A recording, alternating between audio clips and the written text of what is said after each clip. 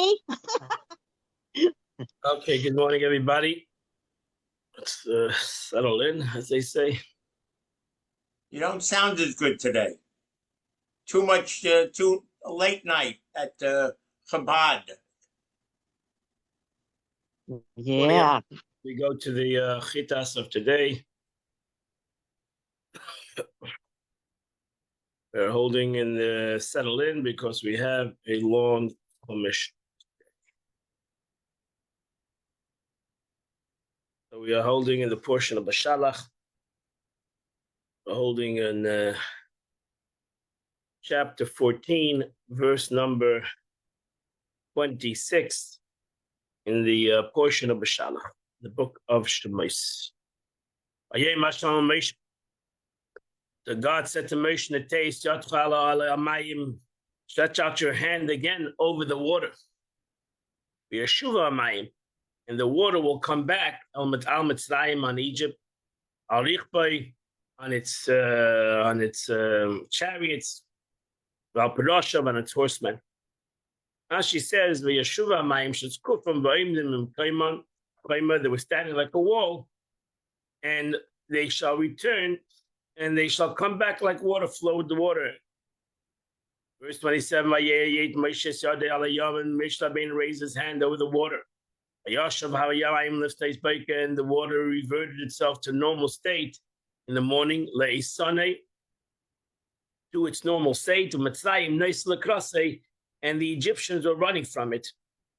But the Eibishter churned the Egyptians in the midst of the sea. Now she says, the time of the morning was turning to come. It was turning to sunrise. What means leisane? Letak harishan, to its first strength. Naisim lekrasai. What means we were fleeing towards it? They were confused, lost, frenzied, and therefore they ran towards the water. They didn't know exactly where they were going. It's like a man who stirs a pot of food, turning what is on top inwards and what's in the bottom upwards. So were the Egyptians rising and falling until they were smashed in the sea. The Holy One, blessed be He, kept them alive so they should go through this pain. It shouldn't be an easy death. It says, Unkelis also translates by Vishine, confounding. When the water came back and it covered over all the chariots, the Parashim, and all the horsemen, every man of Egypt. The whole army, that came after them, in this water, not one Egyptian stayed alive. Now she says, and it covered over the chariots, Pharaoh's entire army. Lachel is a grammar. Lachel shows on the concept of everything that is there.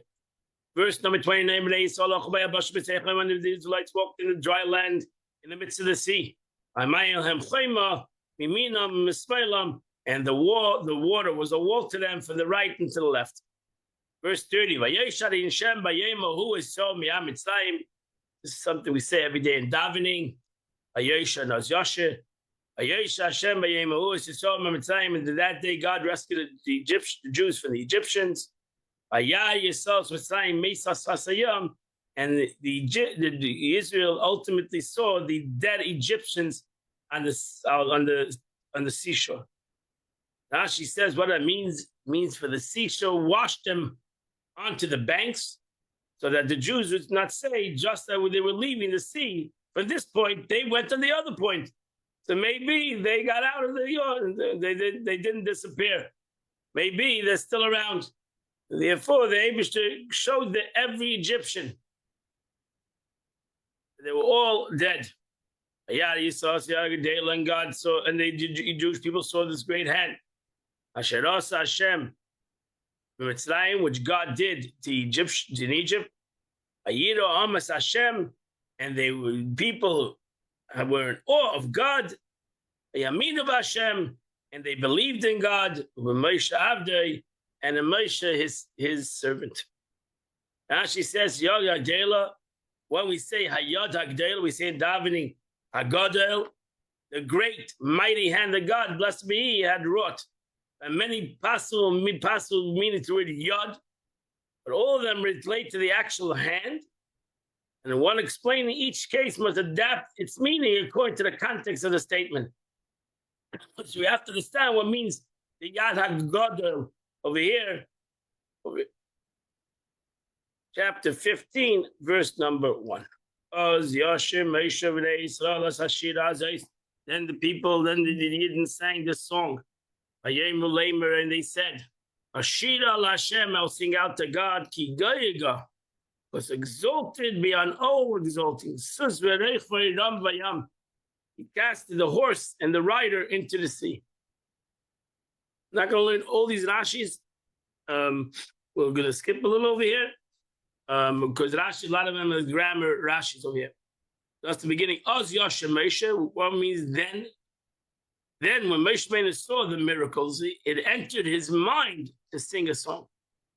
So the word Oz, Rashi just explained the word Oz, and brings down Oz, Yedaber Moshe. Then Joshua will speak. So to speak. Similarly, we see basis So you see the word Yoshe.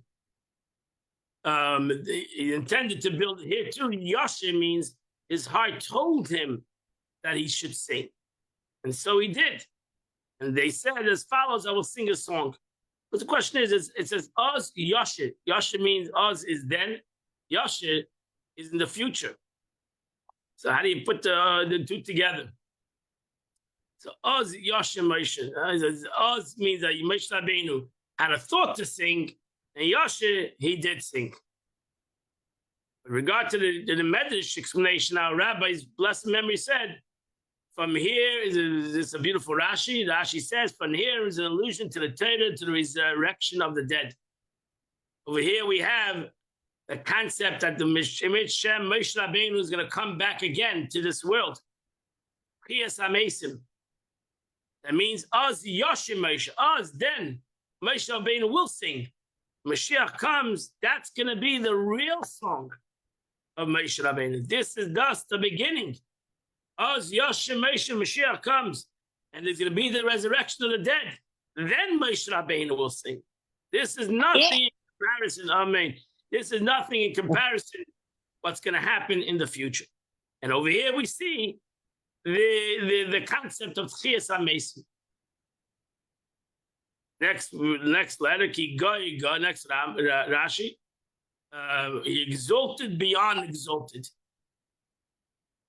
Another translation, the repetition of the word comes to tell you that God did something that's impossible for human beings to do. When a person fights with his fellow and overcomes him, he can only throw him off his horse. But here, he casted him both horse and rider in the sea. So God didn't have to throw the rider off the horse. The horse stayed on, the rider stayed on the horse. And he threw the rider with the horse together. And that was the concept. The Eibishter, they saw that there was a miracle within a miracle. The Eibishter kept the rider and the horse together. And that's the expression of Ki Goy Go. As Rashi continues, both of them attached to each other. The water would lift them high and then bring them down to the depths. Rama, Rashi says Rama means to cast. And he brings down different psukim that means cast. Another thing he says, Rashi says, Agada explains, in the Agada, one verse says Rama, which means to go high, and another verse says Yada, means to go down. This teaches us that the Egyptians are rising to the height and falling to the depths. Rama and Yada, both concepts of this was happening. Verse number 2, Ozi v'zimrasya, God's might and retribution were my salvation. Vayili l'shua. Zeh keili vanveu. This is my God, and I shall build him an abode. Vanveu, I shall glorify him. And avi v'arei mimenu. He's the God of my father, and I will exalt him. Now she has Ozi v'Zimras, Ozi and Zimra. Now she says, Onkelos, translate to me, Takfi v'Tushbachti. It means my strength and my praise. So Ozi is my strength, which with a shurik, and Zimras is my praise. And now she again goes to bring down many different places where we translate this word as my strength and Zimra as my praise.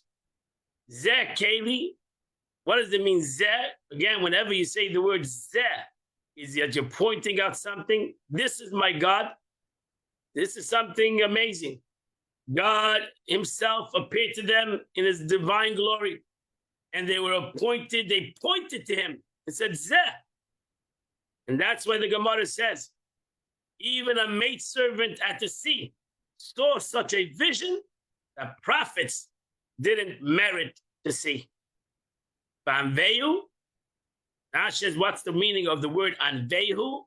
And he says, it means nava, comes from the nava, calm dwelling, related to residence, navish, lenavit saying, the habit of flux. Another explanation of anvehu, as most people translate it, is anvehu is beauty, noi. This is God, not only make him my dwelling, that's one interpretation of anvehu, I'll make it me, but anvehu comes from the noi, I'll beautify him. I'm going to beautify this mitzvah. Not just going to do the mitzvah because I need to do it. I'm going to do the mitzvah to I'm going to do it in a beautiful way.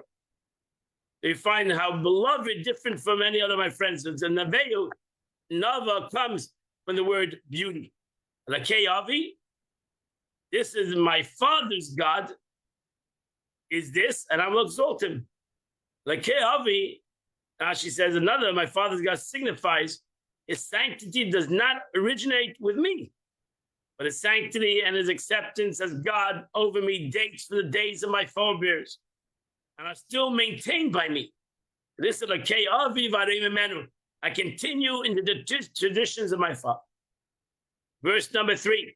Hashem ish lochama. God is the master of war. Hashem Shemai, God is his name.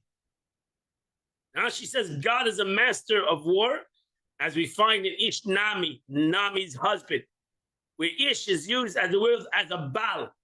Baal is a master. Ish is a master.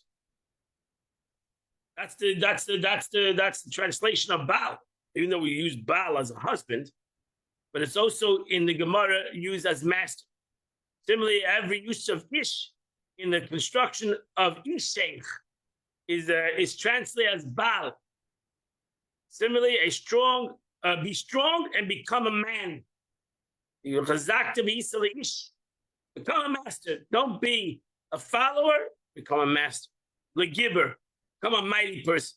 Hashem Shemai, God is his name. Meaning that God wars are not fought with weapons. Shem Shlochama, the Eibishter, God is a man of war, but he doesn't do war with weaponry. He does war with his name. He does battle by means of his name. Just as Javid says, but I approach you with the name of God, Lord of hosts. Other explanation, Hashem Shemai, even while he engages in war and takes vengeance upon his enemies, he simultaneously manifests the attribute of mercy, Hashem Shemai. The Eibishter doesn't do retribution out of anger, out of hate, even out of revenge. The Eibishter does retribution out of mercy, in order to have mercy on his creation. And that's why the Yud-Kei Vav-Kei is used over here. Even though Melchama, war, is the concept of Gevura. So why would you use Yud-Kei Vav-Kei? Why would the pasuk? Why would God use the word Yud-Kei Vav-Kei, name Yud-Kei Vav-Kei in this sentence? Therefore, Rashi says, God goes out to war. He goes with mercy. He doesn't go out to war with justice, because then it would be much more a harsher situation.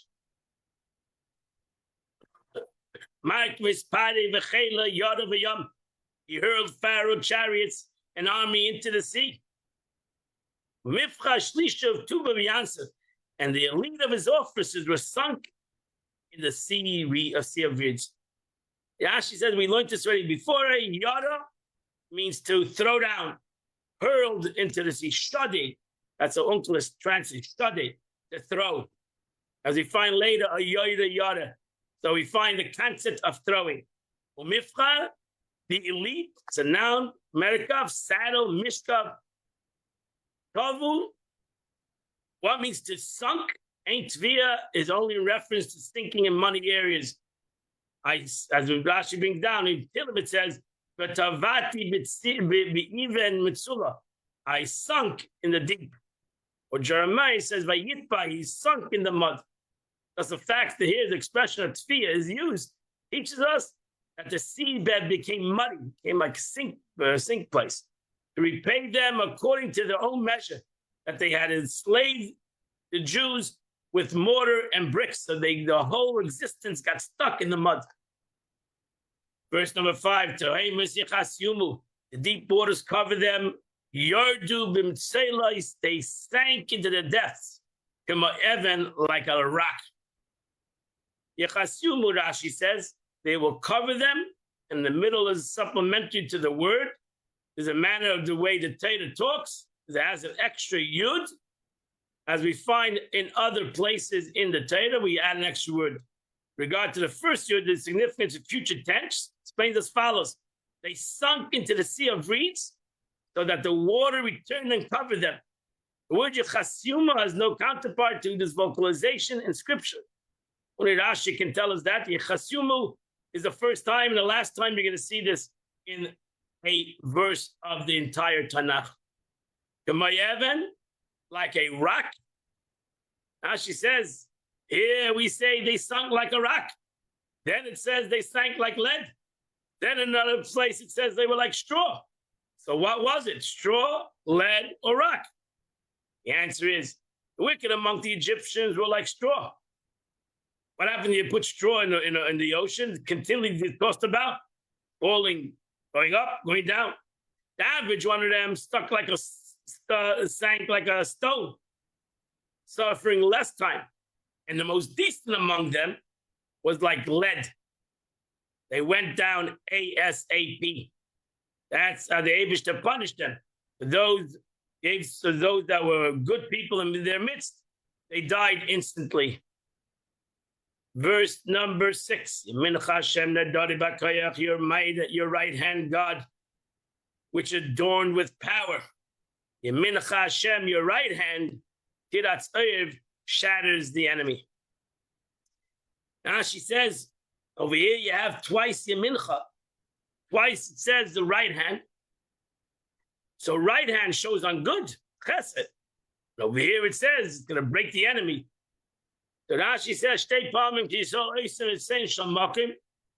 when the Jews follow God, then the left hand becomes the right hand. Yemincha Hashem nedorah.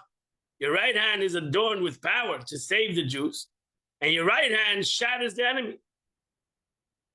So you have the hand does two things.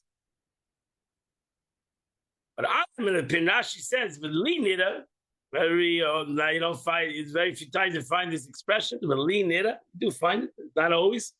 V'li nira, I am of the opinion that the verse refers to a second time to the same right hand, informs us that it shatters the enemy, thus acting in a way that is impossible for a human being to do, performing two actions with one hand. The Eibishter can do both good and bad, so to say, both do retribution and do goodness in the same hand.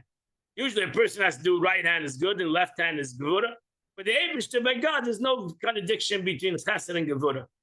They both can come from the same place because they're both good. The straightforward explanation to the verse is, your right hand, which is adorned with power, what does it do? Your right hand shatters the enemy. There are many verses in similar repetition. So you find, and the Rashi goes through the different times in the Torah where you have the same expression. Like 2 times it says the same thing. Similarly, 2 different things are happening with the same hand. So by God, you find that in the pasuk many times. The Dari in the Dari Yud Yisera, over here Rashi says the extra Yud. The Dari is the Tiratz Oyev. Rashi says it means it continuously crushes and breaks the enemy. So it means the Tiratz, they crush. Another explanation, the right hand, which is adorned with power, it breaks and punishes the enemy. Verse number 7. And with your mighty and with your great majesty, that is Kemecha, you destroy those who rise up against you. Kemecha, goes against you. Teshalach hareincha, you send your wrath. It consumes them like straw. Rashi says, in your mighty, your majesty, if God's hand alone shatters the enemy, when he lifts in his great majesty, it will then surely destroy his adversaries. And if through his great majesty alone his enemies are destroyed, all the more so when he sends forth his fury against them, or they will be consumed. The Hades, what means the Hades? You continually destroy your adversaries who rise up against you. And the question is, and who are those who rise up against God referred to here? Who officially says we're going against God? So this is the answer, Rashi says. And all the haters of Jews should learn this Rashi. For indeed, those who rise up against Israel, and so it says, for indeed your enemies rage. And what is it? What is the raging? Against your people, they devise plans. And the Torah calls them the enemies of God. And whoever is the enemies of a Jew is the enemy of God. And that's what the pasuk means. So even though a lot of people, they say, everybody loves God. But if you hate a Jew, you hate God. Verse number 8. And at the blast of his nostrils, the water spills up. And the flowing stream erects like a wall. The deep water solidifies in the heart of the sea. Rashi says, in the breath of his nose, plural, that comes from both nostrils of the nose. Torah describes divine presence as though regarding a human king. Like God has a nose and self-understood. God doesn't have a nose. And the answer is to let people hear the manner in a way it commonly occurs. And that's why the Torah talks b'lashon b'nei Adam. Torah talks in the way humans talk. No hidden language over here. So that people understand what means to the fury of God. Like a fury of a king, his nostrils flare up. So that they may understand it. When a man is angry, breath comes from his nostrils. Seeming the metaphors used, Allah Hashem ba'ape, smoke went up in his nose. And so too you have Ruach Apa Yachlo, and the breath of his nose, they perish. And this is what's meant, Leman Shmi Arech Api, for the sake of my name, I lengthen the breath of my nose. Which means that God withholds his anger. But when someone anger subsides, his breathing is long. And when his anger, his breathing is short. So we have this expression. We know, again, Mipsari as a Chassidut. For my own self, I can see God. And that's the meaning. Rashi says the Charein Af. When we say in the Torah, you'll find many times in the Torah, Charein Af, the God's fury. That's a human expression, self-understood. Fury, anger, frustration. These are all human traits. It's not godly concept. And therefore, it's just to explain a person what's happening. Nermu Mai, Nermu Unkel is translated as an expression of cleverness. The pure sense of the verse, the water piled up. Similar to Aramas Chitim, the heap of wheat, piling up. Nermu also, the water piled up. From the burning heat of the breath that came from his nose, the water dried up to solid mass. It made nade, and it turned into a wall.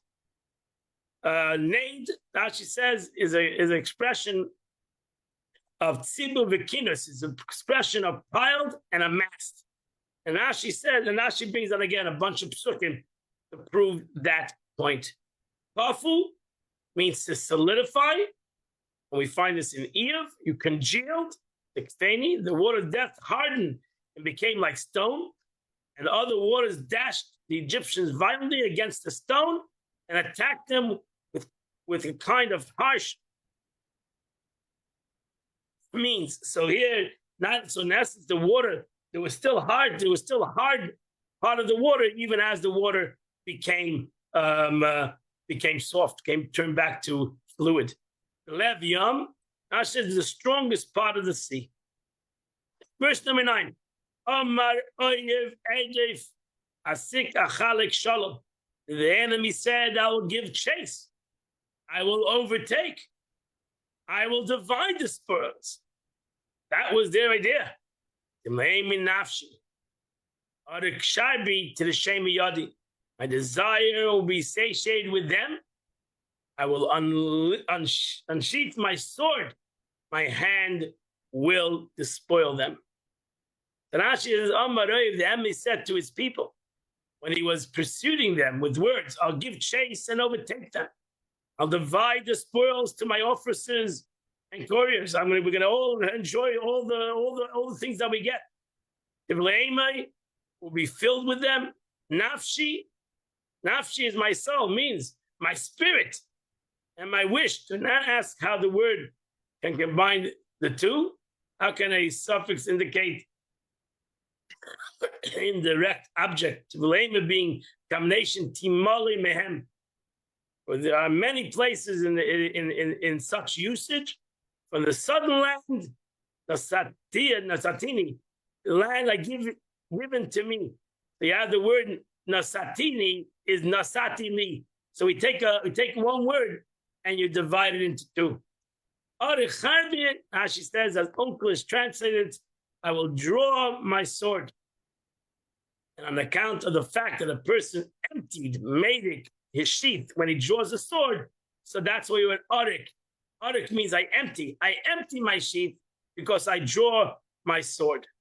And Rashi again brings down the different psukim that the word horak, that the horak means to empty. Verse number 10, but you blew them with your wind in the sea, enveloped them. Solu kaferes b'mayim madidim, they sank in the mighty waters like lead. Shafter loshin haftacha means that you took your breath and you blew. Solu means they sank. Kaferes means like lead. Verse 11, Micha mecha be'elam Hashem, who is like you amongst the mighty God? Micha mecha, who are like you? Neda b'kodesh, beauty in holiness. Noida sehila is feared and praised. Oisei fella, who does wonders. Now says be'elim is b'chazokim, in the powerful. Noida sehila, what it means you are feared for one to relate your praises. Means in case they are described insufficient, just as it's written, for your silence is praised. When you tied your right hand, the earth swallowed them up. Ash says, when the Holy One, blessed be He, tilts his hand, the wicked are annihilated and fall. For everything is placed in his hand, and it falls with a tilt of his hand. Similarly, it says, and God will tilt his hand, and the helper will stumble, and the help will fall, and the help will fall. This may be compared to a glass vessel held in a person's hand. He merely tilts his hand slightly, and they fall and they shatter. Which doesn't have to do much. From here we learned that the Egyptians, one thing they did merit, and they merited to kavura. They were buried. We buried. And why would they merit to this? To be buried.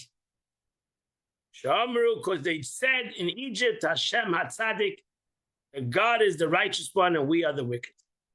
And because of that statement alone, God merited them to have kavura, to be buried. one of the tragic stories of history of the Holocaust, that thousands of Jews didn't merit to kvura, to be buried.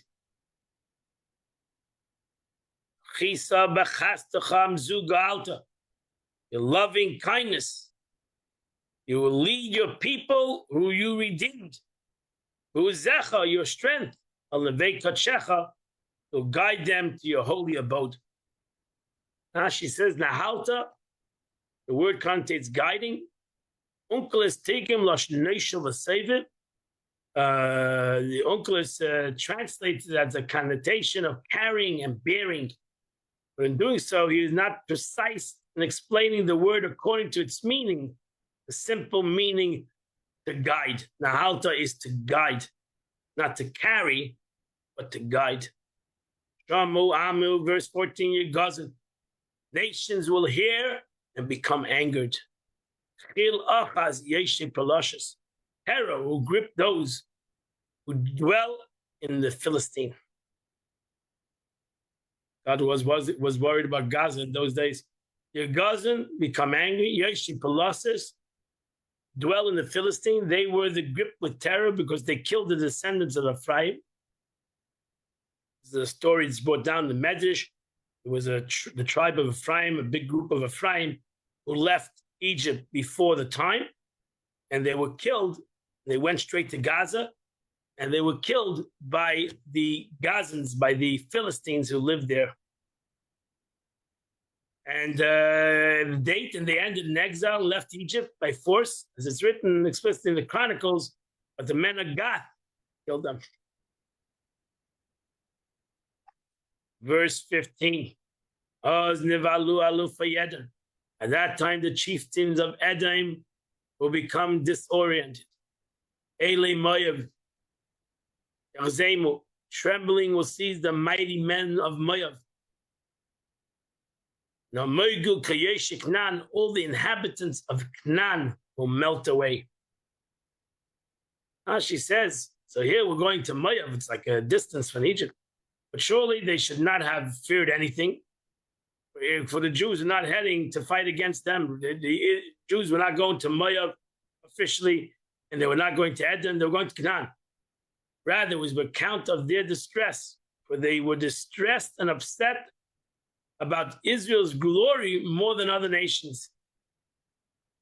So just again, hatred of Jews didn't start yesterday. Now, Moigu, they melted. They said, the Jews are coming against us to destroy us and to take our land. Dread and terror will fall upon them. They'll remain still as stone in fear of the greatness of your own. Ajaver Amcha Hashem, Ajaver Amzu Kanisa. Until your nation passes over God, until this nation who you acquire passes over. Those who are far away, terror on those that are near. Ajaver Amcha Hashem, what does that mean? The meaning is of the double expression, as Onkelos translates, until your nation passes the Arnon River, God, until this nation passes over the Jordan River. Vanisa, whom you have endeared more than any other nation, like an object brought at a high price, which is therefore dear to the person who bought it. Verse 17,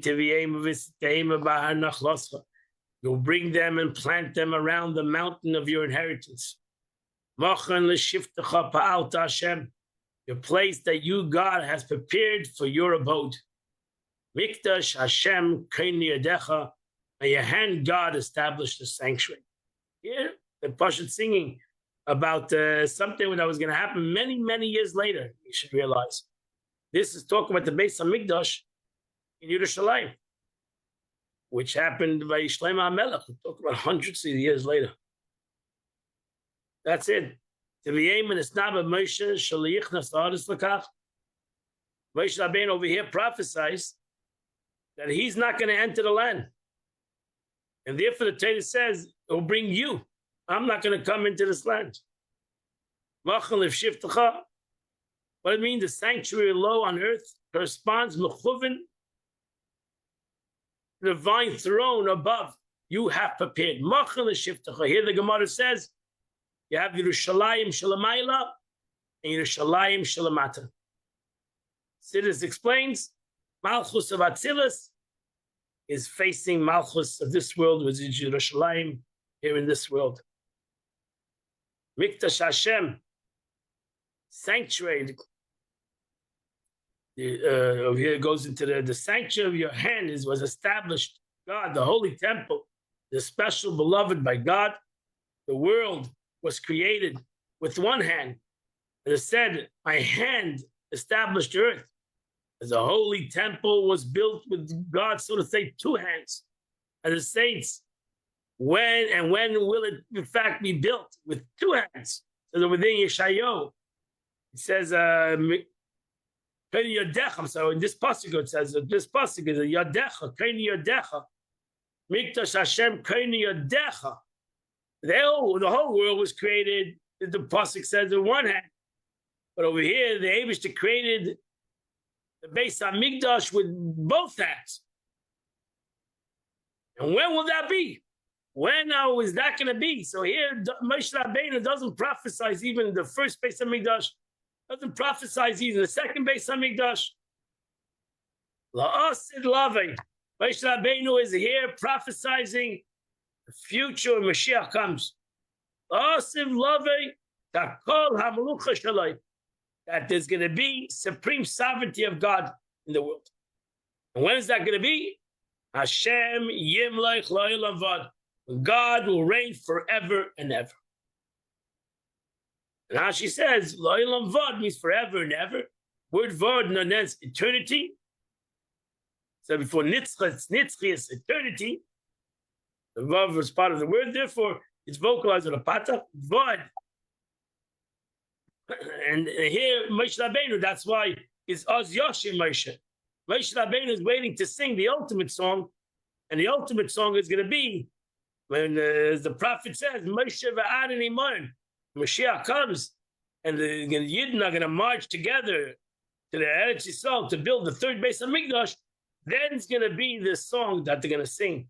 That's going to be the ultimate song, and Moshe is going to be there, and Aaron is going to be there, and all the tzaddikim are going to merit, as we brought down to Tekiyas HaMesim, for the tzaddikim will be before Mashiach comes, and ultimately later for an entire Jewish nation. Verse 19, Ki vasus pari v'nich v'rach bayam. For the horses of Pharaoh and his chariots and the horsemen went into the sea. Ayashav Hashem es me'ayam, and the Eibishter turned back the waters of the sea. B'nei Yisrael halchu bayabasha v'seich hayam. And the Jewish people walked in the land in the midst of the sea.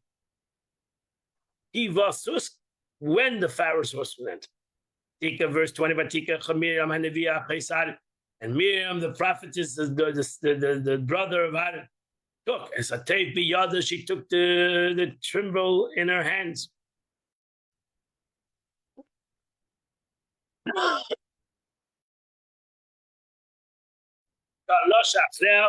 And all the women followed her with betuthim and mecheles, with timbrels and dancing. Tikach Miriam.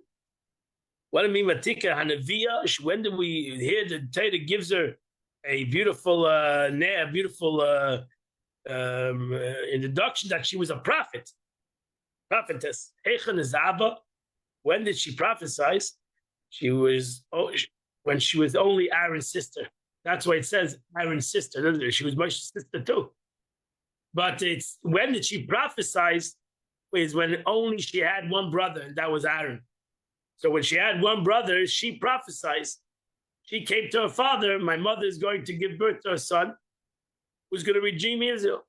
And therefore, that's why she convinced her father to remarry. Another explanation is Aaron's sister, because he risked his life for her later on when she was stricken with Saras. She called him by his name. So the question is why she called the sister of Aaron. Simple reason is because she prophesied when she only had a brother Aaron. Second is because later Aaron stuck up for her later on the Torah story with her talking against Moshe. As a taif, this is a musical instrument. The righteous women of the generation, confident that the Holy One, blessed be He, will perform the miracles for them. And they took out their tambourines and they danced. And Miriam led them in a song. Shir Hashem, let's sing out to God. Because He's exalted, of all exalted. Chariot and its rider were cast into the sea. Now she says, Miriam, Moshe recited a song for the men. He said a phrase, and they responded after. Miriam recited a song for the women in the same way. So here the women went out and they danced. Moshe made the Jewish people move away from the Yamsuf. They went into the desert of Shur. They went for 3 days. They traveled for 3 days in the desert. There was no water to be found. Now she says, Vayisa is a causative word. He compelled them to travel away against will. Why? The Egyptians adorned their horses with gold and silver ornaments and precious jewelry. And the Jews discovered them at the sea. And the booty taken at the sea exceeded the booty taken at Egypt. It says, God and the heavenly court said, we'll make rolls of gold jewelry for them.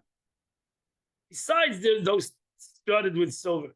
Therefore, it was necessary, they wanted to do the mitzvah of emptying out. Right? So, when Moshe Rabbeinu said, we got to go. We got a journey. They came to Mara, they couldn't drink the water from there. He morim him because it was bitter. Al Kain Kalashma Mara, that's why they call it Mara, bitter. Mara comes from the word bitter. Again, Marasa, now she says the word limar to the hay is like a lamed in the beginning, and now she brings out all the places where the hay is a lamed in the beginning of the word limar, to mar. Verse 22, 24, Vayalinu al Moshe Lamer, and the people complained against Moshe, saying, Man nishta. What are we going to do? Again, now she says the positive form, le Vayalinu. It's an Oakland translates of Eslemu. And so the typical verb denotes complaining. Vayalinu means to complain. Yitzhak alavaya. They cried out to God. Hashem ate. And God showed him a tree. He took a piece of the tree, threw it into water, and the water turned sweet. Sham Mishpat. Over there in Mara, the Eibishter gave the Jewish people the rule and ordinance. Sham Niso. This is a very encrypted pasuk. And that's why we have the pasuk Eitz Chaim Hi Lamachazikim Ba. Eibishter said that you're right. Sometimes you'll find bitter water, but the Torah will sweeten it. The Torah will sweeten everything that is bitter.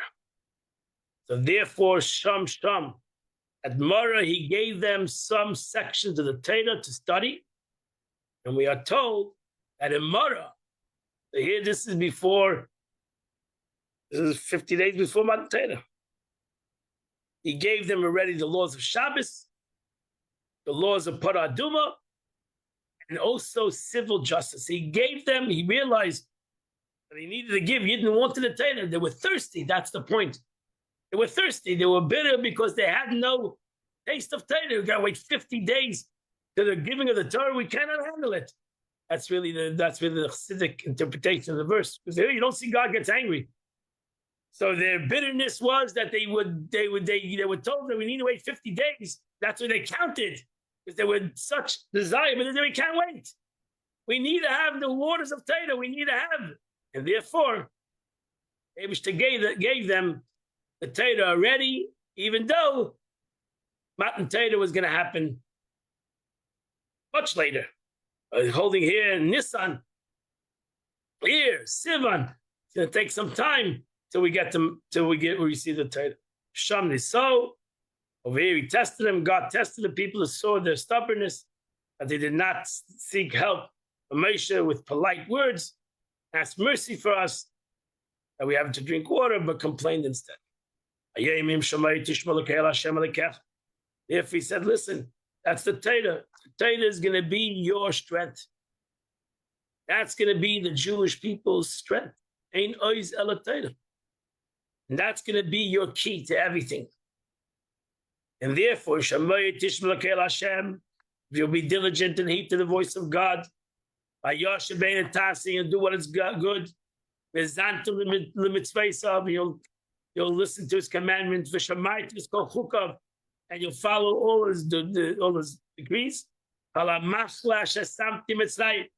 the sicknesses that I brought in Egypt will not be brought upon you. Hashem Rifecha, because I am God who's going to heal you. Rashi says this is the acceptance. Kabbalah's oil, taking upon himself to do what he says. Kase, this is a reference to action. Vazanta, this is inclined to the ear, to fulfill the commandments, to listen. As Chol Kukav, what's a hukah? Rashi says this refers to things that are purely the decree of the king, without any apparent reason. That's the paraduma. That's what you see. The Eibishter, when God gave the Jewish people, he taught them 3 things, it says the Gemara. Shabbos, that's a concept of between God and the Jewish nation. Taught them paraduma, which is a hukah, has no reason. And then he taught them dinim, laws. Dinim, laws, civil law. And that's something that everybody can comprehend. He gave them all, in that moment, he gave them all the whole gamut of Yiddishkeit, how there'll be 3 things. Shpatim, Edis, Shpatim, Chukim, that there's going to be this concept of things that are civil, make sense, things that are a concept of a relationship between us and the God, like Shabbos is a sign between us and him. And then you have things that are like the paraduma that have no reason. And the chukah chakakti, it's a concept, a godly concept, and you have to have Kabbalah soil. You have to have, for those mitzvahs, you have to have to accept the yoke of heaven. And that's the beautiful thing. I will not bring upon you, and if I do bring them upon you, it will be as if I brought them, it will be as if I had not brought them upon you. For I am God, your God, who heals you. So the Medrash explanation, according to the plain sense, it means, for I am God who heals you, and I'm not teaching you the Torah and its commandment in order you spare from any diseases. Like a doctor that says to a man, don't eat things unless it causes you to get ill. The analogy of a doctor warning, being God's warning regarding diligence and attention to the commandments. And so it says, the wisdom of the Torah will be the remedy of the body. And that completes the Chumash for today.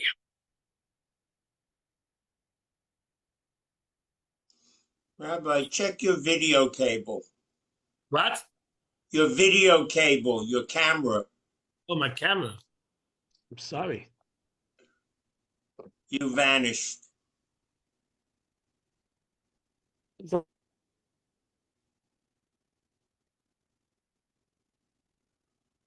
Not so important, but it was nice to see you. Well, that part of the Parsha was phenomenal. Wow. Whoa. Whoa. You know what the moral of the story is? Don't mess with God. The moral of the story. I wasn't planning on it.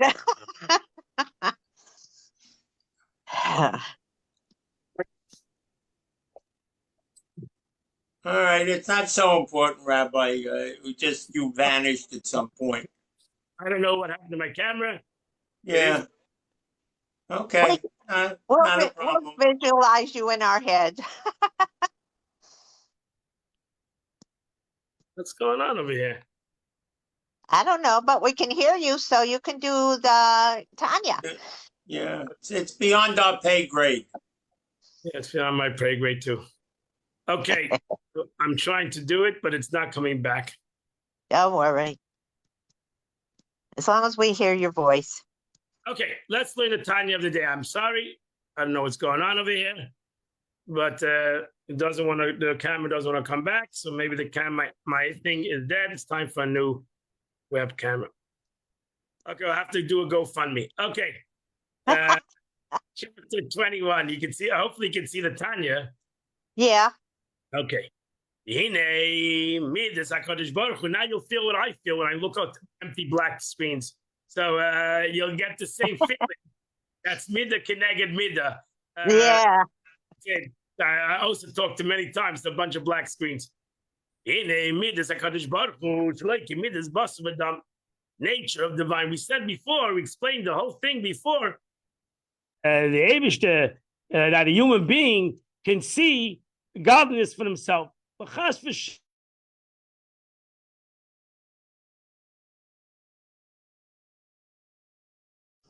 Hello? human being. God is not a human being. Midas HaKadosh Baruch Hu shleike midas basar v'dam. The nature of the divine order is not like that of a human being. And God forbid, we should compare, we only giving, as Rashi said today, we're just giving the capability for humans to understand something. Not that humans should make God into a human being. And that's a very important thing because the nations of the world did exactly that. And they created God into a human being. Chas v'shalom. So we're not allowed to do that. We have to be very careful with that. Therefore, human terms cannot adequately describe divine qualities.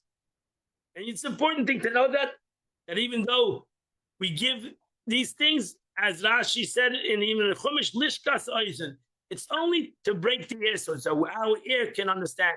Not that we have that God flustered his nostrils, that God is now we put a picture, we can make Michelangelo a picture of God with nostrils. It's chas v'shalom to do that, and a Jew is not allowed to do that. You're not allowed to make any imagery of God. And therefore, it ain't safe. God is Kodesh, Kodesh, Kodesh. He's above any human thing, and a Jew is not allowed to have any picture of God even in his mind. Chas v'shalom, should he picture God in his mind? You're not allowed to do that. It was self-understood. But when a man says something, ultimately,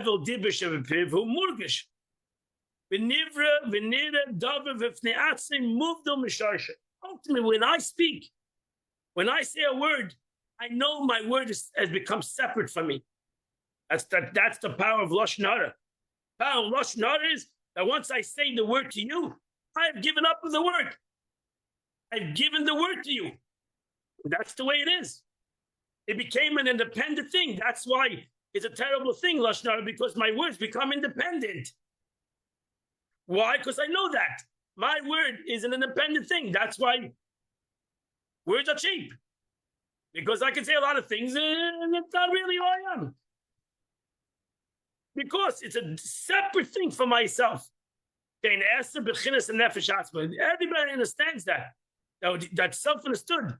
That when I express something, it's very condensed wording. Even that's why it's hard to be sometimes a teacher. If you're a strong-minded professor and you're a genius, it's very hard to you to teach other people to bring it down and to say it that your students understand what they're saying because you're extremely a strong-minded person, and therefore it's hard. Sometimes the people that call it absent-minded professors.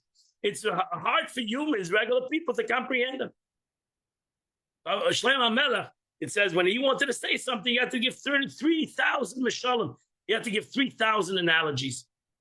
Because Pashas people didn't understand him.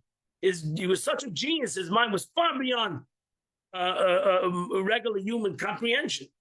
So even yourself, you know that to the essence of my neshama, to my thought, my speech has been condensed, and what I say is far from who I am really. So while still encapsulated in its source, the word is utterly nullified. However, when it's spoken and it leaves the source, it takes an identity of its own. And that's why we say, I said yesterday in the Mishnah, it says, because somebody's going to take your word as we teach today, and they take your word and they abuse it. You didn't mean that. You didn't say that. And they everything is a highlight of one word. So they take your words, they misconstrue it, and it's bullshit. Not even the thing you meant to say. It's not the thing you said. It has nothing to do with what you said, because it creates its own reality. It becomes its own reality. But in the Eibishter, you can't say that. So even though we say God created the world with words, the word never leaves him. That's why God's words is emes. Moshe emes, v'Torah emes. He doesn't need the word, and the Eibishter never leaves him. That's why we say that the Torah and God is one. Torah is the word of God, and God never, they're one, they're as one. It's not like God had to say something and he had to, or what did I say? No. Eibishter's word is him, and he's his word. The Eibishter is not separate from his word. That's what you should realize also, the importance of saying the word. Even though in English is not the word. So it's important saying the word, because the word is that word. And there's no place that's void for him. So that his speech is always contained within him. That's one of the reasons, going back to what I said before, that Moshe Rabbeinu, before he passed away, the Medrash says, the Gemara says he translated the whole Torah in 70 languages. So that means that Moshe Rabbeinu already translated the Torah into English. So he made the word in every language. So the truth is, that's why you can pray in English. In a way. It's translated, but that word is the word. So that's why davening in English, in a way, is also davening. Learning in English is also learning. Because Moshe Rabbeinu translated the Torah in every language already. So that the Torah would not only would transform the Hebrew word, Lashon Kodesh, but every word, transform every aspect in the world. Even the English language. But going back to this concept, therefore, even though I gave you an analogy of a human word, the Eibishter's word, God forbid, not like our word. It's no comparison. Therefore, the speech is not like our speech. God forbid. Chas v'shalom, to say that God's word is our word. It's not true. Just like our thought is not God's thought. And that's open pasuk. That my thought is not your thought, even though you can have an analogy for the human's thought. But it's not God's thought. So for the son, it's an analogy. Everybody understands what a mashal is, an analogy is. When a person says you a story as an analogy, doesn't mean the story ever happened, maybe. So we give a mashal, an analogy of a story. I use stories of kings and so there was never such a king. The point is, we're giving you an analogy. And now don't get stuck in the story. It's the analogy, like the concept of a dream. And a dream can be a message, but it's also a dream. It's also a dream, and a dream is not the same as a thing that happened. There's some kind of a difference between the two. What's written, that my ways are not your ways. So therefore, there's no comparison. And my thought is not your thought, and my way is not your ways. Similarly, God's speech is different than human speech. So, if divine speech is indeed never separate from God, how can it be described as speech at all? So human speech constitutes communication only because its spoken word becomes separate from the speaker. I only speak for you. I don't need to speak for myself. For myself, I can have thought. So thought, by contrast, because it remains within one's soul, is hidden from all but the thinker himself. But since nothing ever becomes separate from God in the term of speech, seemingly provides us with no understanding at all the nature of divine communication. So how do you deal with that? To say that God's speech is not like human speech. So what does that mean? That's to explain the constant communication of God. If there's really no communication, really, it's not communicative. The explanation, the Alter Rebbe states that speech is distinguishable by two characteristics. It reveals that which is previously hidden in the speaker thought, and it becomes separate from its source. So that speech has two characteristics in a human being. You will never know what I'm thinking without my speech. So my speech is for you. But ultimately, my speech becomes a part of you. It leaves me and becomes part of you. So when it comes to godliness, you have to look at speech. When it says Vayomer Hashem, and God said, you have to look at speech as only as the first concept, that it's just a revelation. Again, speech is revelation. But speech is not separation. By a human being, it's revelation and separation. By God, there's no concept of separation. That's the essence. That's one of the important lessons over here.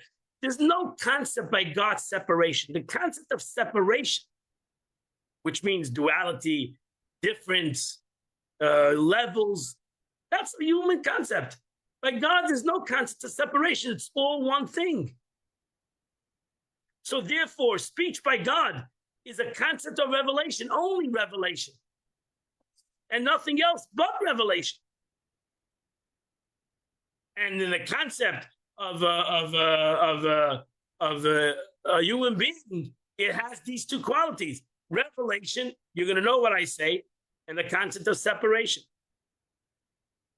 So only the former characteristics of human speech is analogous to divine speech, which reveals to the creation that which is hidden, hidden within godliness. And that's the beauty of Torah. That's what we say. Learning Torah is learning the wisdom of God. The Eibishter gave him matana. That's the Torah is a gift. God gave a gift to humanity, his wisdom and his words. He revealed himself in the Torah. Expression, the word Anochi. That's why the Eibishter says Anochi. Ana nafshi ksavis yahavis. Anochi, where the first word in the Ten Commandments is Anochi, which stands for Ana, I, nafshi, my soul, which means my essence. Savis, I've written. Yahavis, I've given. I reveal to you. If you want to touch the essence of God, I'll learn some Torah. Simple as that. That doesn't mean that it's become a separate entity because I revealed it. Usually that's what human being thinks. Something that's revealed is separate. There's no separation by God. That's what we say, Shema Yisrael, Hashem Elokeinu, Hashem Echad. There's no separation by God. That's why we say God's speech. Speech. In order to illustrate that Al Derech Mashal is only to give you the quality of revelation. Like just like man's speech reveals to his audience what's hidden in his thought. And self-understood. Just like the analogy fits, because when a person reveals something to somebody, self-understood, a person understands that has the revelation, understands that in the thought of the person that's revealing, there must be deeper thoughts. That's why we ask questions. That's what it says. I learn from my students more than ever because the students ask me questions. That forced me to reveal more. That forced me to bring out more concepts, which is hidden in my mind. So too, we push the Eibishter also to continue to reveal. Truly tzaddikim, push God. And that's what Moshe Rabbeinu pushes God, so to say, to reveal more. Reveal more. So too above the infinite light of God, is the emergence of the life force. That's why Chassidus learns Mara. They wanted David to reveal himself. That's what Chassidus learns the Parsha today. They were bitter. They were bitter because they wanted God to reveal himself. And God responded. God responded. He taught him the Torah. He gave them the Torah before the Torah was given. Unbelievable thing. There God had a desire to give the Torah, a Matan Torah, and that's where the whole thing would be. And now we have a whole thing that certain laws of the Torah, the laws of Shabbos, the laws of Paraduma, the laws of Dinah, these are major parts of the Torah. Were already revealed before. Were already given in Mara. That's 50 days, 45 days before the Jewish people. It's 50 days from going, leaving Mitzrayim. So now they're the third day. So we're holding for 47 days before the giving of Torah. We have already a Torah. And why? Because the Yidden demanded it. But ultimately, that was an unbelievable revelation. But the ultimate revelation was Matan Torah. The ultimate revelation was Matan Torah. Therefore, even though in Mara they were given the Shabbos, but in the Ten Commandments we have the Shabbos. So the real revelation was given on Mount Sinai. And that's when the Eibishter revealed himself. The Eibishter says actually today, that God says to the Yidden, he tells them what's going to be. He tells them, I'm revealing to you in Rich Hashem in 47 days. I'm going to reveal to you my essence. And that's going to simply give you life. This revelation is going to give you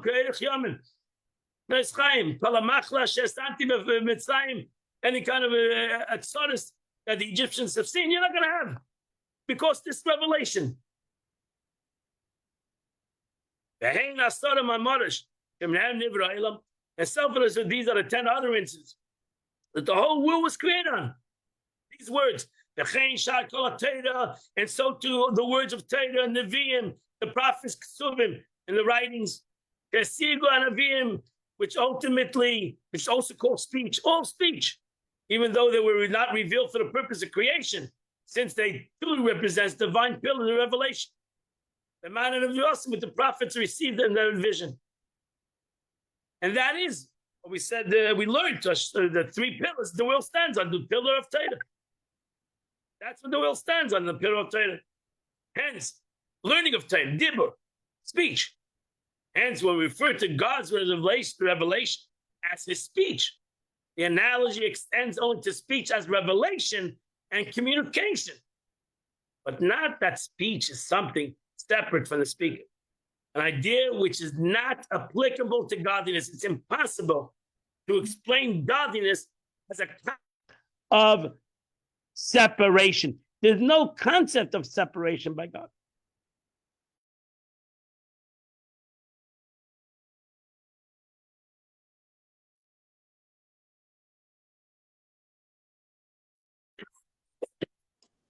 Just lost you.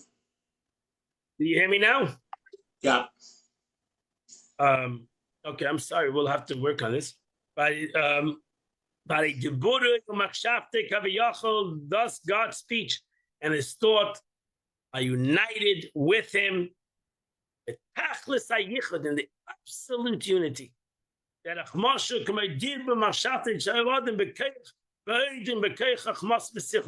have to the Eibishter, you have to imagine that his words as like a person is still in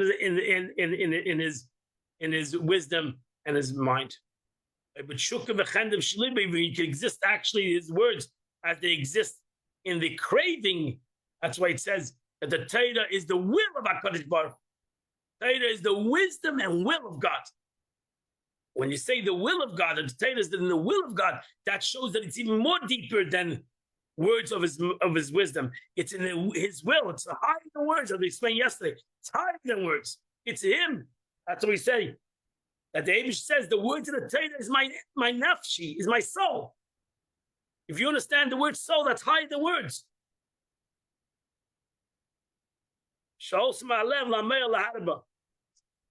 Which brought about that the Eibush, that because I have a will, gives me the capability why it comes to my heart and why I think about it and why I speak about it. The So at that point, before one speaks or thinks, the letters of a speech and thought, which involve from the formation of longing and desire, we're still in a potential state of the heart. That's the way the Eibishter's words are connected to him as it is in his will. And again, that's why we say that the Torah is the machshava, is the thought and the ratzon of the Eibishter, of God. And when you learn Torah, you grasp God. What we said last night, an hour of learning Torah is an hour sitting with God. We're sitting here over an hour. We're sitting here together. An hour is Pashat sitting together with God. That's what we're doing. And we should realize this is one with God. Everything we're learning is Pashat learning God.